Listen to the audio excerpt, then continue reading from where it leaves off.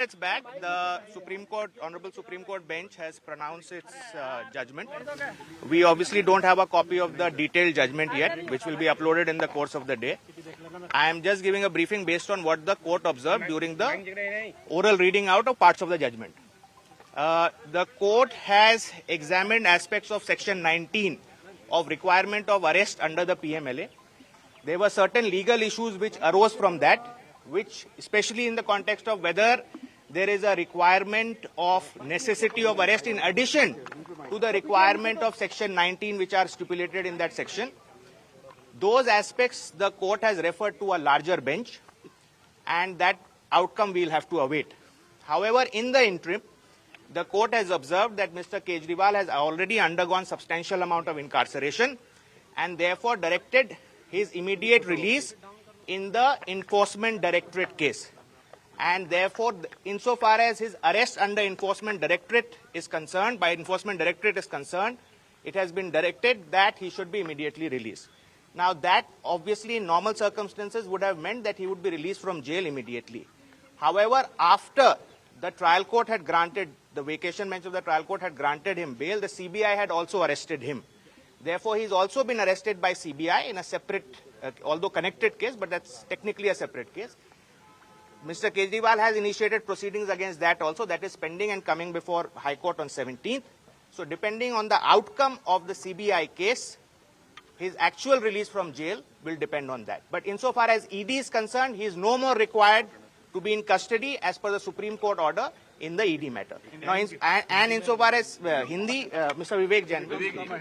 देखिए, supreme court में हमारी याचिका के अंदर दो ग्राउंड्स थे। एक ग्राउंड था मेरिट के ऊपर कि on the merits it is not required to be arrested. दूसरा था ग्राउंड की नेसेसिटी क्या है अरेस्ट की, जरूरत क्या है अरेस्ट की। जरूरत वाला पॉइंट हमने इसलिए रेज किया था क्योंकि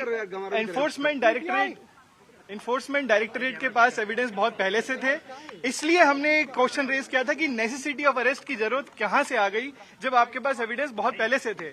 सुप्रीम कोर्ट ने हमारी याचिका पे ये क्वेश्चन कंसीडर किया है कि हाँ, necessity of arrest should have been considered. IO को कंसीडर करना चाहिए था कि जरूरत है या नहीं है अरेस्ट करने की, और इसी पॉइंट के ऊपर सुप्रीम कोर्ट ने नेसेसिटी ऑफ अरेस्ट के ऊपर की जरूरत थी या नहीं थी, आईओ ने अपनी जो उनका डिस्क्रेशन है सही तरीके से एक्सरसाइज किया है या नहीं किया है, ये सोचते हुए कि जरूरत है या नहीं है, इस क्वेश्चन को उन्होंने लार्जर बेंच के ऊपर रेफर कर दिया है। लार्जर बेंच इसके पैरामीटर्स निकालेगी कि भाई नेसेसिटी ऑफ अरेस्ट का क्या मतलब है और आईओ को क्या क्या सोच के और जरूरत है अरेस्ट की या नहीं है, इसके ऊपर देखकर ही अरेस्ट करना है।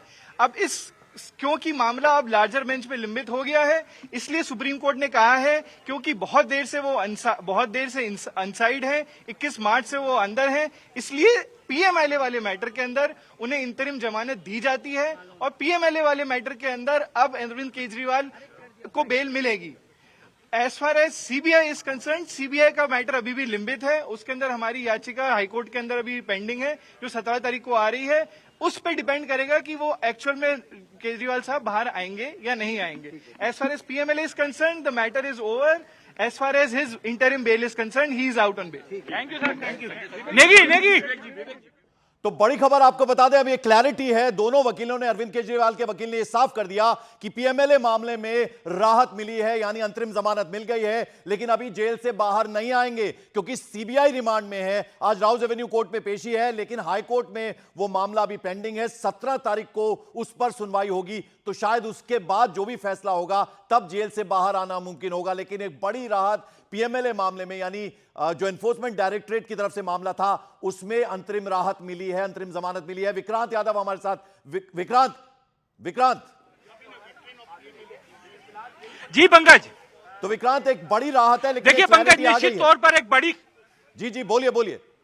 देखिए बिल्कुल पंकज, इसमें अब पूरी तरीके से क्लैरिटी आ गई है, क्योंकि मैं पहले भी यही कह रहा था कि कोर्ट के सामने जो सवाल था वो केवल ईडी वाला मामला था और कोर्ट ने ईडी वाले मामले में जमानत दे दी है। हालांकि अभी सीबीआई का मामला भी कोर्ट के सामने है और कोर्ट को ये तय करना है कोर्ट को ये तय करना है कि अरविंद केजरीवाल सीबीआई वाले मामले में 17 तारीख को है और अभी कोर्ट ने ईडी वाले मामले में उन्हें जमानत दे दी है। तो अरविंद केजरीवाल को इंटरिम बेल मिल गई है ईडी वाले मामले में। और ये एक बड़ी खबर इसलिए भी है क्योंकि ईडी के मामले में जमानत मिलना ज्यादा मुश्किल होता है और अब कोर्ट ने उनकी गिरफ्तारी की जरूरत है या नहीं इस पर सवाल खड़े किए हैं, जिस पर लार्जर बेंच को मामला भेजा गया है। और साथ साथ ये कहा है कि अरविंद केजरीवाल लंबे समय से जेल में है, करीब 90 दिन से वो जेल में है, तो उन्हें ईडी वाले मामले में तुरंत बेल दी जाती है। तो निश्चित तौर पर यह बड़ी खबर सीबीआई वाले मामले में, हालांकि सीबीआई में जमानत मिलना उतना मुश्किल नहीं होता कानूनी दृष्टि से अगर हम देखें, लेकिन ईडी के केस में जमानत मिलना बहुत मुश्किल होता है। बिल्कुल, जरा विक्रांत बताइए, जस्टिस संजीव खन्ना ने आज क्या कुछ कहा कोर्ट में प्रोसीडिंग्स के दौरान?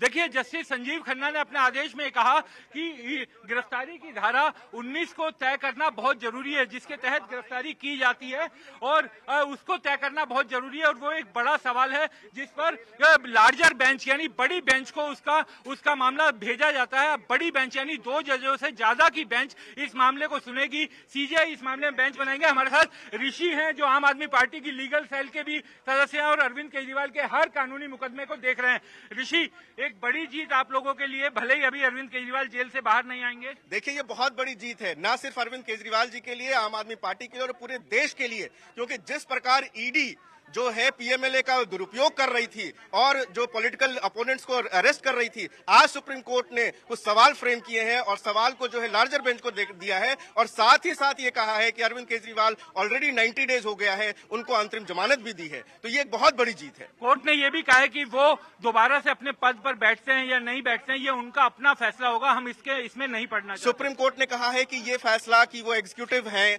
उनको जो है वो चीफ मिनिस्टर के पद पे थे और चीफ मिनिस्टर के पद पर बने हुए हैं, क्या वो जो है वो उसको कंटिन्यू रखेंगे? ये फैसला एक राजनीतिक फैसला है, एक एग्जीक्यूटिव फैसला है, वो उन पे छोड़ा जाता है। एक बस अंतिम सवाल ऋषि, कि कोर्ट ने कहा है कि गिरफ्तारी जिस तरीके से ईडी के मामले में गिरफ्तारी होती है, गिरफ्तारी इस मामले में भी हुई है, उसे लार्जर बेंच को भेजा जाता है। यानी कहीं ना कहीं कोर्ट को कुछ सवाल हैं जो कोर्ट के सामने खड़े हुए हैं इस मामले की सुनवाई के। विक्रांत जी, ये बिल्कुल वाजिब है, क्योंकि कोर्ट ने जब हमें सुना था और जब ये जजमेंट दिया है तो कहा है कि क्या जो लाइफ एंड लिबर्टी के मैटर्स में क्या ईडी इस तरीके से अरेस्ट कर सकती है?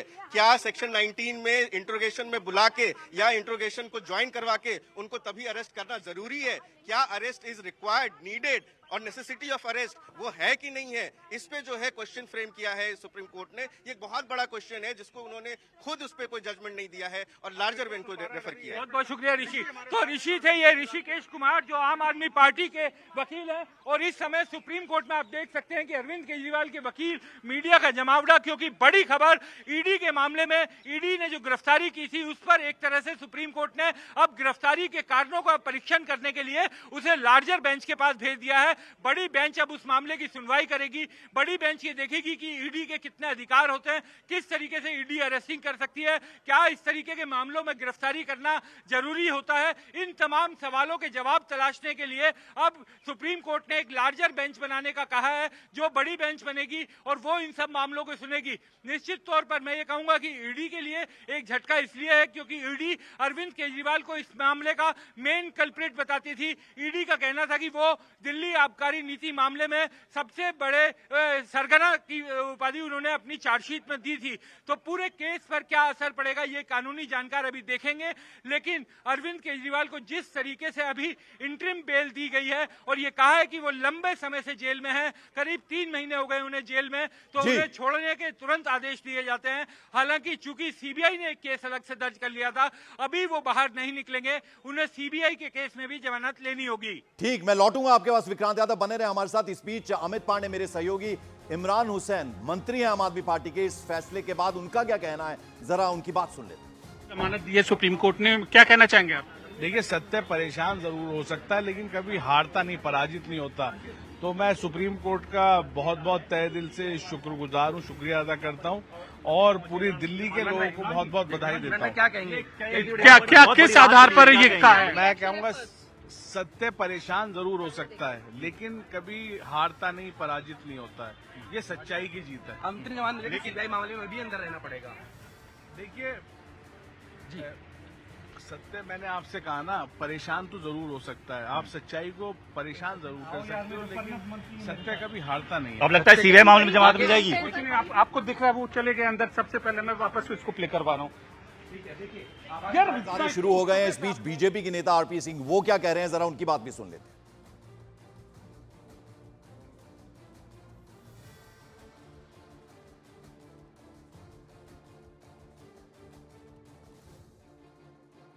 खबर है कि सुप्रीम कोर्ट ने अंतरिम बेल दे दी है दिल्ली के मुख्यमंत्री अरविंद केजरीवाल को। सरदार आरपी सिंह इस वक्त हमारे साथ मौजूद है। सर, पहली प्रतिक्रिया क्या है? अंतरिम बेल मिल गई है? वो बेल मिली है, मुकदमा खारिज नहीं हुआ, अभी मुकदमा भी चलेगा।